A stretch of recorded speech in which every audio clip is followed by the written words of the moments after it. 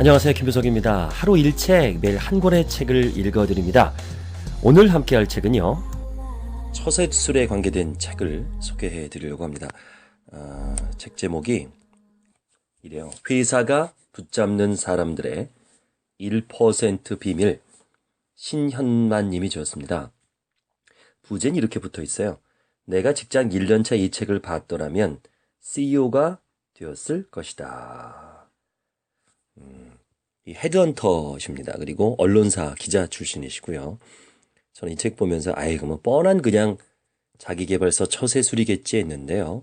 물론 이 안에 들어가 있는 내용은 당연한 겁니다. 근데 과연 이걸 다 지키는 사람이 있을까?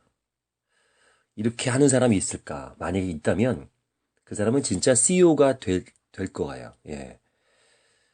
제가 그 회사가 붙잡는 1% 비밀, 사실 제가 큰 직장을 3군데를 다녔는데 2군데에서는 이제 저를 굉장히 붙잡았고요. 마지막 직장에서는 이제 쫓겨났는데 다 성공만 한 게 아니죠. 심지어는 첫 번째 직장 다녔을 때 1년밖에 안 다녔는데 제가 사표를 냈더니 난리가 났어요. 부사장님까지 저를 면담을 하더니 사표를 네가 이 자리에서 찢으면 임원 될 때까지 내가 확실하게 키워주겠다 라고 말을 들었고요. 또 두 번째 이제 직장은 또 사표를 내고 옮기려고 했더니 사장님한테 무지하게 혼났습니다.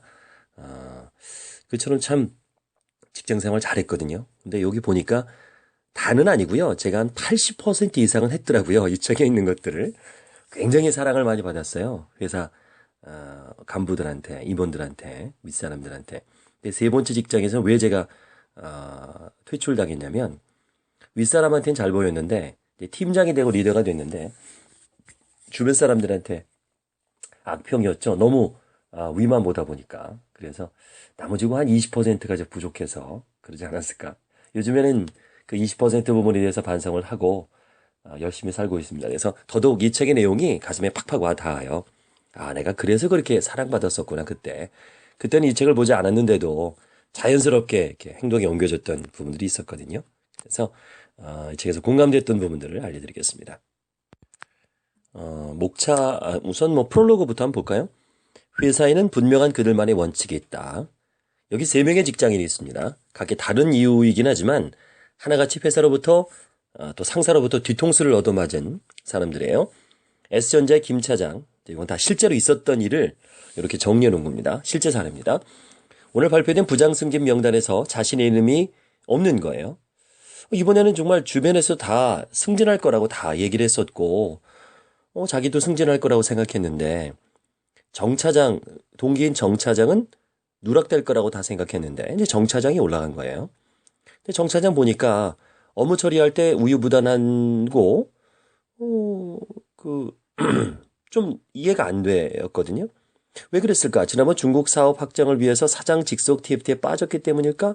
가면 진짜 둘 다 꼬박꼬박 챙기는 사내 등산 모임에 사장도 자주 나온다던데 정 차장은 갔는데 내가 안 가서 그럴까? 뭐 그런 것 때문에 내가 정 차장한테 밀렸을까? 이렇게 생각을 해요. 자, LG권의 송 과장이요. 오늘 말로만 듣던 유리천장의 존재를 확인한 그녀는 분노가 치밀어 오는 것을 참을 수 없었습니다. 평소 친하게 지냈던 선배 차장이 몇 마디 귀뜸을 해준 거예요. 곧 있을 인사이동 때 자신이 모두들 꺼리는 부서로 옮기게 될 것이라는 얘기였습니다. 물 먹었구나 자존심이 상한 그녀는요. 선선이구나. 상황을 받아들일 수 없었어요. 아니 일을 그르친 적도 없고 회사에 손실을 끼친 적도 없는데 왜 다른 사람보다 내가 일 처리도 빠른데 왜 내가 엉뚱한 자리를 밀려나야 되지? 생각을 한 거. 왜 그러지? 그것 때문인가? 설마. 다만 약점이 있으면 출산한 후에 지각이나 조퇴의 횟수가 좀 늘었다는 거예요. 하지만 매번 그럴 수밖에 없는 사정은 있었어요. 아이가 아프기도 했고, 때로 아이를 맡아준 베이비시터가 사전에 연락도 없이 늦게 왔고, 시부모님이 세상에서 가장 중요로 여기는 종친 모험도 있었고요. 원래 술자리를 즐기는 편이 아닌데 집안일이 늘어나다 보니까 부서 회식에 거의 참석을 못했어요. 하지만 그런 게 큰 문제가 된다고 생각해 본 적은 없었습니다. 아니 일하는 여성으로서 가정과 직장을 다 지키려면 그 정도쯤은 좀 봐줘야 되는 거 아니야? 그리고 동료들도 다 그러느냐고 넘어가고 있는데 그게 크긴 문제야? 아무래도 이 상무가 여성에 대한 편견을 갖고 있는 거야. 이건 성차별이야 라고 생각을 합니다. 자, 이번엔 대리. K건설의 강대리요. 눈으로는 모니터 업무 일지를 보고 있지만 머릿속으로는 도저히 그 내용이 들어오지 않습니다. 부장이 왜 그랬을까 나한테? 부장은 중동 프로젝트 책임자로 윤대리를 지명한 겁니다. 말도 안 돼요. 윤대리가 어떤 사람이에요? 자신과 비교해도 학력도 떨어지고 영어 실력도 거칠어요. 처져요. 무식해요. 때로는 멍청하다 싶을 정도로 아는 게 없고 창의력도 바닥이에요. 그에 반해서 자기는 모든 분야에서 해박한 지식을 갖고 있고요. 사람들이 모이면 늘 이야기를 주도하는 편이고요. 윤대리는 아무 내용도 없는 보고를 시도 때도 없이 해서 옆에서 보는 사람 속 터지게 만듭니다. 아니 그렇게 내용도 없는 형식도 모르는 그런 보고를 왜 하는 거야? 나 같으면 안 해. 이렇게 생각했어요. 근데 윤대리가 부장님하고 같이 중동을 가는 거예요. 이건 뭐지? 이건 뭐지? 이런 생각을 합니다. 자, 이 세간 경우 부장 승진, 탈락, 차장, 이상한 쪽으로 가는 거, 뭐 대리, 뭐 이런 과장, 예. 이런 것들이 이제 일반적으로 있는 사례죠. 본인은 몰라요. 근데 상사의 눈에서 볼 때는 그런 것들이 다 문제가 됩니다. 뭐가 문제일까라는 부분이 이 책을 보시면 아하, 그래서 내가 밀려났구나, 승진이 안 됐구나 라는 것을 아실 수 있을 거예요. 이 책을 보면 모든 직장에서 적용되고 직장의 법칙 가운데서 직장인들이 잘 모르거나 알면서도 그 중요성을 간과해 있는 법칙들을 다루고 있네요. 현재 이 저자는 기업들이 원하는 인재를 발굴해서 추천하는 헤드헌팅 회사의 운영을 아예 하고 있습니다. 또 15년 정도 신문사에서 직장 생활을 했고요. 회사를 설립하고 운영하는 과정에서 많은 임직원들을 채용하고 교육 훈련시킨 경험도 있고요. 이 책은 저자가 직장 생활하면서 신문기자하면서 많은 그 사람들을 만나면서 체험했던 것들, 사례들 위주로 하고 있습니다. 제목들이 아주 좋아요. 제목을 잘 뽑으셨어요. 확실히 기자 생활을 해서 그런지 회사는 평론가를 싫어한다. 이 한마디로 정리가 돼요. 잠수형 인재가 아닌 실무형 인재를 가려내라. 조직이 원하는 최고 인재는 문제 해결형이다. 진정한 고수는 해법을 내놓는 사람이다. 자, 두 번째는요. 뽑을 땐 학벌이지만 키울 땐 뭘까요? 키울 땐 충성도다. 진짜 맞는 말입니다. 학벌 안 본다고요? 아유, 천만의 말씀 만만의 공덕 봅니다. 세 번째 보면요. 익숙한 일만 하면 낙오자가 되는 건 시간 문제다. 숙련도와 전문성은 다르다. 오래 근무한다고 전문성이 생기는 것은 아니다. 네 번째는요. 일과 삶의 균형을 원한다면 요걸 포기해야 됩니다. 일과 삶의 균형을 원한다면 뭘까요? 예, 연봉을 포기해야 됩니다. 연봉은 스트레스에 비례한다. 높은 연봉과 편안한 직장은 공존할 수 없다. 예, 두 마리 토끼는 불가능하죠. 연봉이 높으면 안정성이 떨어집니다. 당연하죠. 저도 세 번째 직장에서 잘린 이유도 엄청난 연봉을 받았거든요. 그 연봉을 계속 줄 수가 없었던 봅니다. 사장이 바뀌면서 저 하나 자르면 4명을 뽑는데요. 그만큼 연봉이 많다는 건 불안한 거예요. 맞아요. 제가 많이 받아봐서 합니다. 자, 30대 연봉에 30대 연봉 1억 원에 도전하려면 이런 이야기들. 파트 5장 보면요. 잦은 이직은 직장 생활의 수명을 단축시킨다. 그리고 6장. 학력의 굴레를 벗어나려면 판을 바꿔라. 학력 때문에 MBA를 다니거나 석사, 박사 하시는 분들 있죠? 그분들에게 도움이 될 수 있는 실질적인 이야기들이 들어가 있고요. 또 임원 가능성이 희박하면 언제 옮겨야 될까? 예, 과장 때 옮겨야 됩니다. 과장 때. 부장이 되기 전에 과장 때. 그런 얘기들 이따 해드릴게요. 저 파트 2로 넘어갑니다. 직장에서 인간관계는 곧 승진의 대기표다. 승진할 수 있는 아주 기술적인 부분이 있습니다. CEO 가까이 가면 살고 멀어지면 죽는다. 100% 공감하는 일입니다. 자, 네트워크는 안 되는 일도 되게 한다. 그러니까 진정한 네트워크가 뭔가, 많이 아는 건가, 어떻게 네트워크를 쌓는지 디테일한 부분이 이 책에 있어요. 또 상사와 맞서려면 회사를 떠날 각오를 하라. 맞습니다. 뭐 충심 어린 충고라든가 이런 건 좋은데 이제 맞서는 건 안 돼요. 하극상은 어떤 상사도 좋아할 수 없습니다. 이 조직이기 때문에 이거는 현실이 그래요. 또 사내 정치에 대해서 정치에 무감하면 조직의 중심에 설 수 없죠. 난 정치는 싫어. 정치는 안 해. 해야 됩니다. 살아가려면. 또 상가집과 회식 장소에서 운명이 결정된다. 뭐 이런 이야기들. 또 혼자서 일하려면 조직을 떠나라. 직장의 수명은 파트 3 넘어갑니다. 승진을 넘어서 프로들의 성공 노하우. 직장의 수명은 영업 마인드에 달려있다. 자기 몫을 포기해야 리더십이 생긴다. CEO처럼 일해야 CEO가 될 수 있다. 회사가 흔들리면 나에겐 이게 옵니다. 회사가 흔들리면 기회가 옵니다. 위기가 기회라고요. 직장에 따라 신분이 결정된다. 회사는 아줌마를 원하지 않는다. 그리고 최고 경쟁력은 브랜드에서 나온다. 이렇게 제목들을 잘 뽑았고 파트마다 뭐 이론만 있는 게 아니고 실제 사례들 어떻게 헤쳐나가야 되는지 이런 방법까지 들어있습니다. 우선 파트 1. 살아남으려면 조직부터 이해해라. 어떤 조직이나 한 명쯤 있게 말이는 사람이 있어요. 무슨 일인지 앞장서서 먼저 말을 꺼내고 연락을 돌리는 동네 반장형이 있는가 하면요. 크고 작은 일이 생길 때마다 뒤치다거리를 도맡아 하는 돌쇠형이 있고요. 눈에 띄기 싫어하면서 뒤에서 자기 일에만 충실할 뿐인 아웃사이더형이 있어요. 떠오르는 동료들이 있으시죠? 딱 이렇게 얘기하니까. 예. 이들 못지않게 자주 눈에 띄는 또 한 가지 유형이 있습니다. 바로 평론가형이에요. 평론가형. 얘들은 대체로 똑똑해요. 아는 것도 많고 아주 냉철합니다. 어떤 상황에서나 문제점을 아주 잘 집어내요. 합리적입니다. 그리고 이렇게 객관적으로 보려고 노력을 되게 많이 해요. 존재판을 좀 볼 줄 알죠. 그러나 회사에서는 평론가를 좋아할까요? 싫어할까요? 싫어합니다. 지금 내가 평론가라면 위험한 거예요. 평론가를 좋아하지 않습니다. 만약에 제가 오너라 그래도 오너지만 좋아하지 않습니다. 이 평론가는요. 사람들의 감정을 자극하는 일을 잘해요. 의욕을 잘 꺾습니다. 그 때문에 조직의 편을 가르기도 하고요. 소극적이고 부정적인 분위기를 조성하기도 합니다. 그리고 결정적으로 평론가형은요. 움직이지 않습니다. 평론만 하죠. 본인은 안 해요. 이게 여기가 문제예요. 본인들은 움직이지 않는 데 있던 겁니다. 평론가들은 항상 한 발 떨어진 위치에서 관찰자의 자세를 취하고 바로 그 태도 때문에 조직은 그를 받아들일 수 없는 겁니다. 주변에 평론가형 있죠?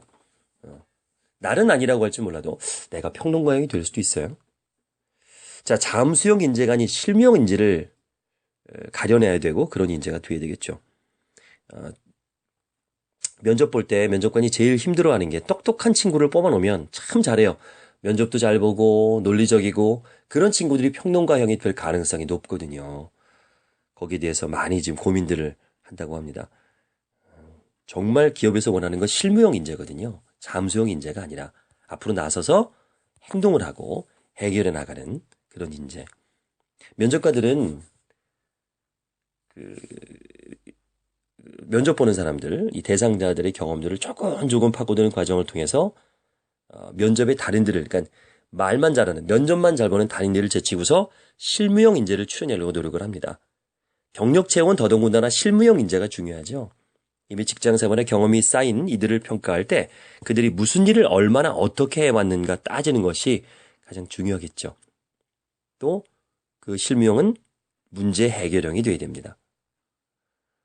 휴렛 패커디의 개발자인 찰스 하우스는요, 나사의 미 항공우주국에 제공할 모니터를 개발했습니다. 그가 개발한 신제품은 기존의 것보다 가벼우면서도 전력 소비량 등에서 비용 면에서 절감 효과가 크다는 장점을 가지고 있었어요. 하지만 나쁜 결과 나사는 그의 모니터를 반품시켰습니다. 그의 모니터가 장점을 가지고 있는 것은 분명하지만 나사에는 적합하지 않다는 것이 이유였어요. 하우스는 자신이 개발한 모니터가 시장에서 고전을 면치 못하자 직접 제품에 맞는 고객을 찾는데 고심하기 시작했습니다. 개발자가 직접 시장과 고객을 분석하고 나서자 마케팅 담당 직원들은 고개를 저으면서 그의 실패를 예견했습니다. 하지만 그는 마케팅적 사고를 통해서 개발자로서 쉽게 떠올리기 어려운 발상의 전환을 이뤄냈고요. 결국 그의 제품은 많은 고객들로부터 환영을 받았고 그 속에 결국 나사도 포함되게 됐답니다. 한 사람의 주도적인 두뇌 활동이 빚어낸 놀라운 성과죠. 아마 하우스가 개발자로서 자신의 위치에만 머물러서 있었다면 또 시장의 고객에 대한 고민을 하지 않았다면 많은 시간과 비용을 투자해서 개발한 신제품이 물거품이 될 수 있었겠죠.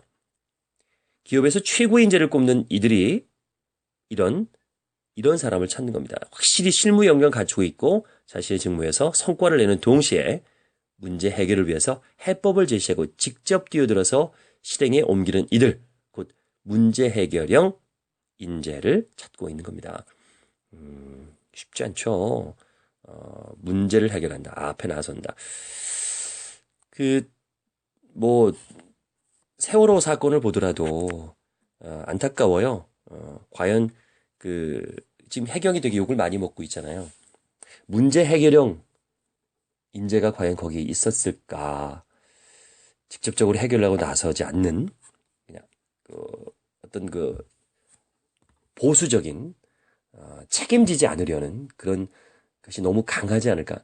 그런 생각이 들어요. 그래서 실종자 가족들이 제시한 바지선이라든가 또 오징어배 이런 부분도 조금만 더 해결하려고 노력을 했다면 아이디어가 나올 수 있는 부분인데 실종자 가족이 얘기하고 난 다음에 그것도 한참 있다가 추진했다는 것 이런 것들도 이제 문제 해결형 인재가 없기 때문이지 않을까 싶습니다.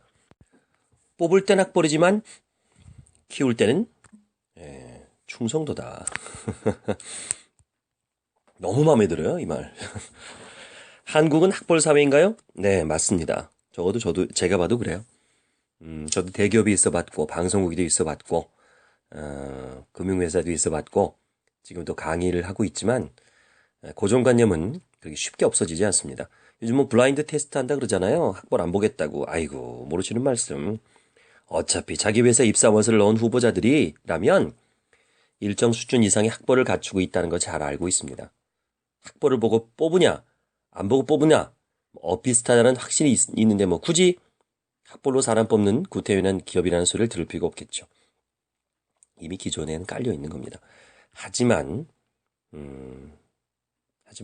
막상 뽑게 되면 이제 충성도가 더 중요합니다. 승진과 발탁의 조건은 따로 있거든요.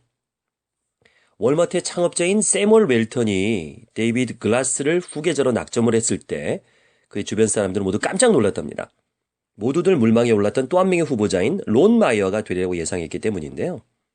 이 론은 40대 초반에 유능하고 야심찬 인물입니다. 젊은 나이 이미 경영의 천재라고 불릴 만큼 높은 평가를 받고 있었어요. 반면에 후보자로 낙점한 데이비드는 우직하게 조직 생활을 잘해온 것은 분명하지만 그다지 특출한 면은 없었습니다. 근데 왜 대체 경영의 천재 대신 평범한 사원이 선택됐을까요?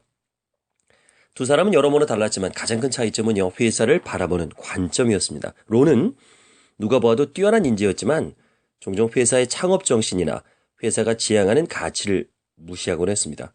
그에게는 자기 조직의 가치보다 기업이란 이런 것이다. 경영은 이렇게 하는 것이라는 자신의 아이디어와 추진력이 더 중요했습니다. 하지만 데이비드는 아이디어와 추진력, 론과 정반대였어요. 자신의 아이디어나 능력을 발휘하는 것보다 회사의 가치를 지켜나가는 것을 중시했고요. 중요한 결정의 순간에는 늘 우리 조직의 가치와 지향을 잊지 말자고 강조하곤 했습니다. 자신이 맨손으로 일으킨 사업을 이어받을 후계자를 정해야 할 때 창업자의 고민은 얼마나 깊을까요? 분명히 자신의 온 경험과 지혜를 뿌리 끝까지 파고들면서 고뇌에 잠기게 됩니다. 그 결과 세뮤얼 웰턴이 얻은 해답은 뛰어난 사람보다는 조직의 가치를 지킬 사람이었던 겁니다. 그리고 훗날의 사람들은 그의 선택이 옳았음을 알게 됐어요. 데이비드는 최고 경영자로 지명된 후에 은퇴할 때까지 10년 동안 회사의 연매출을 10배나 성장시키면서 유통의 신이라는 전설적인 이름을 얻게 됩니다. 그러니까 모든 기업은요, 능력, 성과, 아이디어를 원하지만 다른 한편으로 순발력, 인내심도 요구합니다. 이런 것들이 회사의 가치가 될 수 있죠. 잠시 후에 계속하겠습니다. 회사가 붙잡는 사람들의 1% 비밀 함께하고 있습니다. 우린 심심찮게 가신그룹이니 비서실 출신이 이런 말 많이 하죠. 이 책의 뒷본에도 그게 나와요. 승진하려면 CEO 곁에 있어야 된다. 오너가 되려면. 맞는 말이에요. 오로지 기업과 오너에 대한 충성심만으로 똘똘 뭉친 사람들이요. 능력이나 성과로 따지자 보면 그보다 훨씬 나은 이들이 숱한데도 한 발 한 발 행보가 달라지더니 어느 순간 범접할 수 없는 위치에 가 있는 사람들을 보게 됩니다. 대기업 임원의 10%는 바로 이런 충성파로만 구성되어 있다는 사실 아세요? 제가 오늘에도 모든 사람을 다 충성파로 놓지는 않아요. 그리고 모든 사람을 다 능력파로 놓지 않습니다. 분명히 충성파는 있어요. 예를 들어서 오너의 죗값을 뒤집어 쓰고 감옥행이라도 불사하는 딱 떠오르는 사람도 있죠. 삼성맨들. 뭐 다 감옥 가잖아요. 그냥 갔다 옵니다. 충성을 다하죠. 그 일 잘하고 치열하기로 소문난 한국의 인류 기업들 보면 아 그렇구나. 또 삼성의 임원들 보면요. 절반 이상이 여기 출신입니다. 비서실 출신이에요. 한국의 한 대형 신문사도요. 비서실을 반드시 거쳐야 편집국장이나 사장이 될 수 있습니다. 왜 그럴까요? 그 조직의 비서실에서 하는 일은 오너의 정신과 경영 마인드, 조직의 가치관을 체화하는 일이거든요. 왜 그래야 될까요? 기업은 누가 조직의 가치를 지킬 것인가 하는 근본적인 숙제를 안고 살아가는 존재이기 때문입니다. 이 숙제를 풀지 못하면 조직은 기본 생존을 위협받을 수밖에 없거든요. 기업이 충성파를 키울 수밖에 없는 이유가 있어요. 능력 있고 야심찬 직원, 그런데 충성심이 전혀 없는 직원은요. 회사 입장에서 볼 때 시한폭탄과 같은 존재입니다. 예를 들어 볼게요. 두산중공업이나 STX중공업 사이에 벌어진 기술 유출 분쟁. 기업이 왜 개인에게 한없는 충성도를 원할 수밖에 없는지를 보여주는 사례입니다. 자, 2008년 5월에 STX중공업 산업플랜트 부문 구모 사장이 실형을 선고받았어요. 재판부는 두산중공업에서 부사장을 지낸 그가 두산이 30여 년간 담수 사업에 투자 이룬 자체 기술을 빼돌렸다는 영업비밀 유출 혐의를 인정했습니다. 하지만 재판부의 판결이 나오기까지 STX중공업과 해당 사장 쪽에서는 혐의를 전혀 인정하지 않았습니다. 그가 회사에 제공한 자료는 비밀리에 불순한 의도로 입수한 것이 아니라 수십 년 동안 한국중공업과 두산중공업에서 일하면서 자연스럽게 쌓인 업무의 노하우일 뿐이며 정당한 직급과 연봉을 받고 STX중공업에 입사했기 때문에 의도적인 영업비밀 유출은 전혀 없었다. 이렇게 주장을 했죠. 자, 재판부의 판결로 양쪽의 분쟁은 매듭져졌습니다. 이 사건이 남긴 어마어마한 피해와 상처는 하지만 쉽게 가라앉지 않죠. 이 밖에도 뭐 기술 유출, 이직하면서 엄청난 그 데미지 이런 것들이 있잖아요. 이것 때문이라도 의리를 따질 수밖에 없어요. 그렇다면 충성도가 높은 직원은 어떤 특성을 보일까요? 그들은 비록 당장의 실적을 보여주지는 못합니다. 할지라도 조직을 위해서 묵묵히 일합니다. 조직에서 어려움을 겪거나 더 나은 조건을 제시하는 기회가 찾아와도 쉽게 조직을 떠나지 않습니다. 그리고 결정적으로 위기가 닥치면 기꺼이 자신을 헌신하면서 조직을 지켜내고자 합니다. 그러니까 공개적으로 드러내든 임원에 감추고 있든 모든 기업은 충성도를 인재 발탁과 승진의 기준으로 삼을 수밖에 없죠. 그럼 나는 이 회사에 뼈를 묻을 각오로 임하고 있다는 모습을 오바해서라도 보여줄 필요가 있습니다. 또 재미난 사례가 있어요. 미국의 석유 판매원인 존 아치볼드는 거의 눈에 띄지 않는 직원이었지만 한 가지가 달랐습니다. 그는 서명을 할 때 기관생명 꼭 1가년에 $4 스탠더드 오일, 1가년에 $4 스탠더드 오일이라고 이렇게 썼대요. 거래처 사람을 만날 때마다 외출할 때, 쇼핑할 때, 심지어는 옛 친구에게 편지를 쓸 때조차도 그렇게 했답니다. 어찌 보면 낯간지러운 그의 행동에 동료들은 그를 1가년에 $4로 부르면서 놀렸지만 전혀 개의치 않았답니다. 그에게 주어진 보상은 뭐였을까요? 세계 최대 석유 회사인 미국 스탠더드의 2대 이사장 자리였습니다. 록펠러는요, 그의 애사심과 충성도야말로 자신의 회사에서 가장 중요한 요소임을 알았던 겁니다. 다시 말하자면 마음만 고쳐먹으면 돼요. 뼈를 묻을 각오로 일하십시오. 불만 가득하고 피곤하기 짝이 없던 직장 생활이 달라질 겁니다. 장담하건대 그 주변에서 그동안 몰라보던 당신의 유능함과 가능성을 알아봐 줄 겁니다. 그리고 새로운 기회들이 줄줄이 당신을 기다릴 거예요. 착각하시면 돼요. 아우 나는 이 회사 너무 좋아. 어차피 다닐 건데 옮길 것도 아닌데 이런 모습을 자꾸 표현하지 않으면 낙오자가 되는 건 시간 문제입니다. 자, 오늘날의 비즈니스맨들에게 필요한 능력은 뭘까요? 바로 최단 시간에 남보다 창의적인 생각을 이끌어내는 능력입니다. 소비자들에게 이런 생각의 과정과 결과를 알리고 가장 잘 설득할 수 있는 것이 이제 능력이죠. 그러기 위해서는 나만의 분야가 필요합니다. 다른 어떤 사람보다 내가 잘할 수 있는 일이어야 되겠죠? 다른 사람들은 쉽게 도전할 수 없는 나만의 강점을 만들어야 됩니다. 그냥 일을 열심히 하는 사람은 이제 별 매력이 없어요. 숙련도는 누구나 가질 수 있거든요. 중요한 건 어떤 일인가, 어떻게 열심히 하는가입니다. 전문성은 바로 여기에서 나오거든요. 그러니까 오래 근무한다고 전문성이 생기는 건 아닙니다. 전문성은요, 경험의 기간보다 경험의 질이 더 좌우됩니다. 얼마나 오래 했는가 보다는 얼마나 깊이 강도 있게 일했는가가 관건입니다. 만약 능력과 노력으로 남들보다 짧은 시간에 충분한 전문성 확보했다면 망설 것 없이 자리를 털고 일어나야 됩니다. 사원으로 남지 말고 전문가로 성장하라는 얘기인데요. 직장을 떠난 다음에 가장 생존력이 떨어지는 직업은 뭘까요? 대표적으로 공무원과 은행을 들 수 있습니다. 은행원. 공무원들은 왜 그러냐면 굉장히 뛰어난 사람들이에요. 근데 보직을 자주 바꾸죠. 그러다 보니까 업무의 전문성을 쌓기가 어렵습니다. 그리고 조직의 특성상 개인의 목표 관리나 목표 달성의 능력을 극대화하기가 좀 어렵죠. 은행원은 어떨까요? 전통적으로 은행원의 업무의 대부분은 다 그런 건 아니지만 대부분이라는 얘기입니다. 창구에 앉아서 손님의 요청을 들어주는 단순 업무가 많습니다. 게다가 순환 보직까지 하지요. 그러다 보니까 몇십 년을 근무해도 퇴사 후에 어떠한 전문성을 내세워할지가 막막합니다. 다 이런 건 아닙니다. 제가 아는 그 국민은행의 모 차장님은 기술사, 박사 뭐 이런 걸 하셨더라고요. 그분은 다르죠. 이런 거를 미리 알고 준비를 했던 거예요. 그분은 퇴사 걱정이 없으실걸요. 아마 이 강의도 듣고 계실 거예요. 제 메일을 매주 받으면서 또 답장도 주시는 분이에요. 그분은 보면 또 은행원이 다 그런 건 아닌 것 같습니다. 어쨌든 대부분은 그렇기 때문에 전문성을 키우는 작업들이 이럴수록 은행은 얼마나 좋아요. 공무원 얼마나 좋아. 이럴수록 자기의 전문성을 키워야 됩니다. 왜? 은퇴는 60세 이전에 되잖아요. 나머지 인생을 살기 위해서는. 또 굳이 정년까지 채우지 않더라도 더 행복한 제2 인생을 살 수 있죠. 자, 이런 일관성, 전문성을 갖고 꾸준히 한다는 일관성은 한 사람의 직장과 직업에 관한 목표를 지어주는 지표일 뿐만 아니라요. 직장 생활을 통해서 그가 얻는 지식과 경험이 전문성으로 이어지는 일을 가늠할 수 있는 척도가 됩니다. 또 그 전문성은 자신만의 브랜드가 되고 이어질 수 있는 거고요.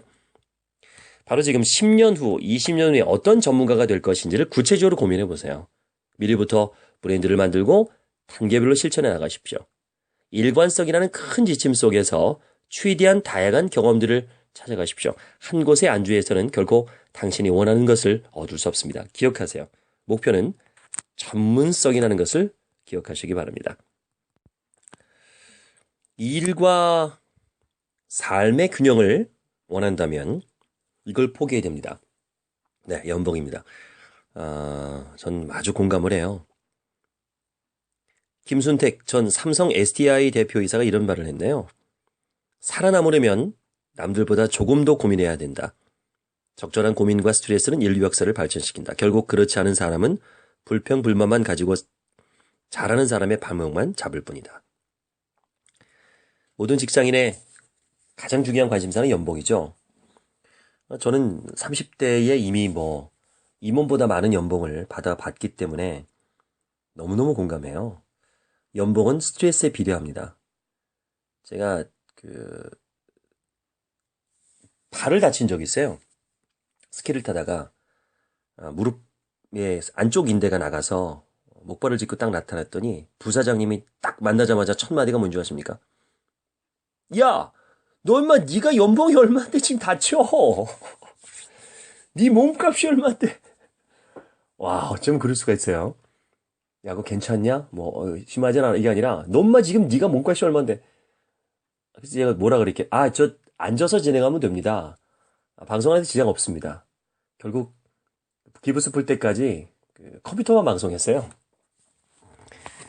그게 또 나중에 또 재미난 에피소드로 연결되는데 좀 생각했죠.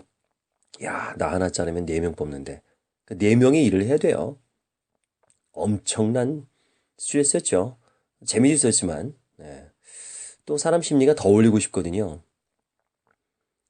짧은 시간 동안에 가볍게 일해도 큰 성과를 거둘 수 있는 그런 일이 있을까요? 그런 직업이나 직무가 있다면 뭐 얼마나 좋을까요? 없습니다. 의사는 어떨까요? 의사. 의사는 그런 얘기합니다. 의사는 누구를 위한 직업이다. 예, 마누라를 위한 직업이다. 통장에는 돈이 쌓일지언정 본인은 온종일 육체적으로 정신적으로 피폐한 사람들이죠. 아내만 좋죠. 맨날 아픈 사람만 만나잖아요. 변호사는 어떨까요? 예, 범죄자, 범법자, 복잡한 소송에 휘말리는 사람들이죠. 아이고, 또 업무 강도는 둘째가라도 뭐 서러운 이런 사람들 거예요. 사람 사는 게 이래도 쇠겠나. 심각한 경우에 빠질 수 있습니다. 자, 회계사 어떨까요? 회계사. 저는 회계학과 나왔잖아요. 애초에 저는 회계사 될 거 때려쳤습니다. 그 동료들을 보니까 어휴 아침부터 밤까지 그냥 숫자만 보고 있어요. 리포트만 작성합니다. 또 결산 시즌 되면 집에도 못 들어가요. 2~3시간 자는 거 뭐 일도 아닙니다. 그런 거 보면서 아유 학원 강사는 어떨까요? 예, 잘 나가는 학원 강사 치고 건강한 사람 별로 못 봤습니다. 주로 밤에 일하기 때문에 또 밤에 학원 일 끝나고 또 술 한잔하면 올빼미 인생을 살거든요. 저는 요즘 좀 해피한 게 일단 그 박사 논문 쓴다고 강의를 많이 할 수 없는 상황이라 강사료를 좀 올렸어요. 그랬더니 아무래도 횟수가 줄죠. 그러니까 좀 여유가 있어요. 작년까지만 해도 막 1년에 4~500회, 400회는 넘었고요. 500회 아마까지 갈 겁니다. 죽어버리겠더라고 힘들어갖고. 아이들 얼굴 볼 시간도 없고요. 그래서 조금씩 이제 강의료를 올려서 줄였어요. 그랬더니 좋더라고요. 시간이 많아서 논문 쓸 시간도 좀 나오고 아이들과 놀 시간도 나오고. 딸내미가 걱정을 하는 거예요. 집에 있는 시간이 많으니까 생소하잖아요. 맨날 나가서 돌아다니는 아빠가 집에서 자기들도 놀아주고 같이 밥 먹고 막 운동하고 막 이러니까 불안한가 봐요. 아빠 일 안 하시냐고. 전 너무 행복하거든요. 물론 더 벌려고 그러면 얼마든지 더 벌 수 있죠. 근데 그건 아닌 것 같아요. 스트레스 너무 많이 받아요. 그래서 높은 연봉과 편안한 일은 공존할 수 없는 것 같아요. 균형을 맞춰야 됩니다. 사회가 분화될수록 일과 삶의 균형에 대한 요구가 커지죠. 예전에야 뭐 생계를 책임져주는 직장이 최고 가치였는데 이제는 뭐 취미라든가 여가 생활도 중요해지고 가족과 함께하는 시간도 중요하잖아요. 회사 일에 치여서 삶이 팍팍하게 말라붙지가 않는 사람들이 점점 늘어나고 있습니다. 이런 면에서 우리가 생각을 좀 해볼 필요가 있겠어요. 그래도 나는 연봉을 많이 받아야겠다. 스트레스 좋아. 일단 뭐 받아야 돼 하는 분들의 이야기가 있습니다. 자, 그럼 많이 받고 싶다면 2가지입니다. 남 안 하는, 못하는 거, 희소성, 그리고 전문성이죠. 경력을 망가뜨리지 않으면서도 더 많은 연봉을 설계할 수 있는 가장 좋은 방법은 희소성을 키우는 거예요. 차별화를 통해서 다른 사람으로 대체할 수 없는 존재가 되는 겁니다. 그래야 당연히 연봉을 많이 주죠. 예를 들어서 뭐 분당 800탁 치는 내가 분당 뭐 1600탁 친다고 연봉 2배로 주질 않거든요. 뭔가 기술적인 부분이 아닌 희수적인 부분, 그런 것들이 이제 전문성을 끌어올리는 거고요. 뭐 자격증 이런 거죠. 계속 교육을 받아서 전문성을 강화하는 거. 그래서 네트워크 분야에 일하는 사람이면 뭐 시스코 기술 인증 프로그램인 뭐 CCNP라든가 뭐 CCDP, CCI 뭔지 모르겠네요. 이런 뭐 공인 재무 분석관 뭐 CFA 뭐 이런 것들 따면 좋죠. 또 30대 연봉 1억에 도전하려면 주식 투자와 같은 거라 그래요. 사양길에 있거나 수익률이 낮은 업종이 있다면 다른 업종으로 옮겨갈 준비를 해야겠죠. 그래서 연봉이 높은 직무로 옮겨야 됩니다. 회사 내도 어떤 직무를 맡냐 할 때 연봉 수준이 다르거든요. 변호사, 회계사, 변리사, 애널리스트, 공인회계사 이런 분들은 당연히 억대 연봉이 넘어가죠. 그러면 이제 다 학위나 자격증을 요구하고 있습니다. 그러면 또 회사를 고르기도 유리하고요. 자, 주식 투자하는 심정으로 그 직장을 고르라 그랬죠? 회사를 고를 때 주식을 고르는 일과 비슷하게 생각을 하면 돼요. 일단은 비약적인 발전과 변신의 가능성이 많은 곳, 직원에게 많은 보상의 기회를 주는 곳을 골라야 됩니다. 반대로 리스크가 있죠. 예, 쪽박을 찰 수도 있다 하는 겁니다. 자, 잦은 이직은 직장 생활의 수명을 단축시킨다. 10년 전만 해도 자꾸 이직을 하면 비정상적으로 부도덕하게 생각했는데 요즘은 아주 자연스럽게 이직을 하잖아요. 이것도 또 너무 이직을 하면 안 된다는 거죠. 실제로 가능한 이직 횟수는 정해져 있다? 직장인들 보면 평균 3년에서 5년에 한 번씩 또는 평생 5번에서 6번 정도 직장을 옮긴다 그래요. 몇 손가락 안에 꼽히는 회사에서도 신입 입사자의 절반가량은 3년 이내에 회사를 떠나는 것이 일반적입니다. 심지어 샐러리맨들 사이에서는 이직이 능력의 척도로 여겨지기까지도 해요. 유능한 인재라면 어느 정도 일을 배운 후에 더 많은 연봉, 더 높은 직급 등의 좋은 대우를 보장받으면서 다른 회사에 스카웃되는 것이 마땅하다는 인식이 광범위하게 퍼져 있습니다. 저도 보험회사 다니다가 방송국으로 이직을 했고 다시 이제 이 두 가지를 전복할 수 있는 쇼호스트가 돼서 꽃을 피웠거든요. 이직이 없었다면 물론 저도 뭐 보험회사에서 좋은 연봉을 받고 일을 할 수 있겠지만 지금처럼 이렇게 강의를 하거나 좀 더 일반 직장인보다는 여유로운 경제적으로 시간적으로 여유로운 생활을 할 수가 없었겠죠. 자, 이직이라는 건요. 회사에 다니다가 유사시마다 꺼내들 수 있는 비장의 무기가 아닙니다. 그보다는 직장 생활을 시작할 때 미리 정해진 양을 받아서 하나씩 사용하는 쿠폰 같은 거라고 생각을 하세요. 예를 들어 3번이 넘는 사람의 이력서는 안 받습니다 라고 인사 담당자들이 얘기하고 그래요. 왜냐하면 자기 담당 분야에서 충분한 교육을 못 받았을 것이다 라고 생각하거나 충분한 직무 경험을 쌓지도 못했을 것이다. 조직 정력과 조직에 대한 충성도가 떨어질 것이다. 조직 생활에 따르는 스트레스에 대한 내성이 약할 것이다. 총체적으로 보건대 업무에서 성과가 떨어질 것이다. 지금까지 그랬듯이 곧 다른 회사로 옮겨갈 것이다. 이렇게 본다고 하거든요. 저도 그럼 딱 2번 옮겼네요. 예, 1번 옮기고 2번 옮기고. 그러니까 이직 시점에 대해서도 얘기가 많아요. 꼭 3년 후라고 얘기할 건 없고요. 수행 능력에 따라서 전문성에 따라서 생각해야지 뭐 3년 되면 옮겨야지. 흔히 말하잖아요. 홀수의 법칙 357로 옮긴다라는 얘기를 하는데 그런 부분도 꼭 그런 것만은 아니다라고 얘기를 해주네요.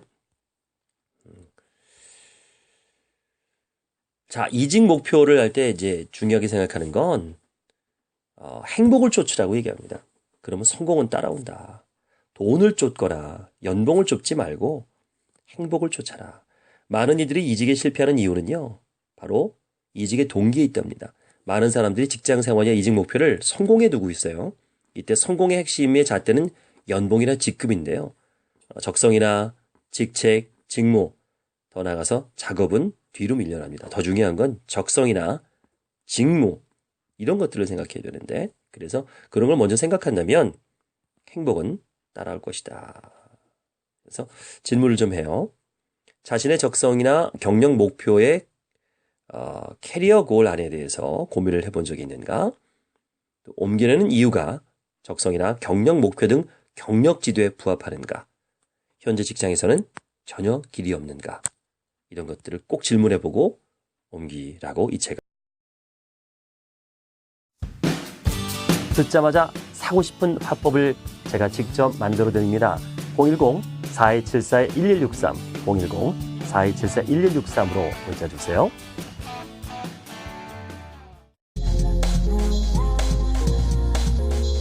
김효석의 하루 일책 도움이 되셨나요? 구독과 알람 눌러주세요. 그럼 매일 올라오는 영상을 자동으로 받아보실 수 있습니다.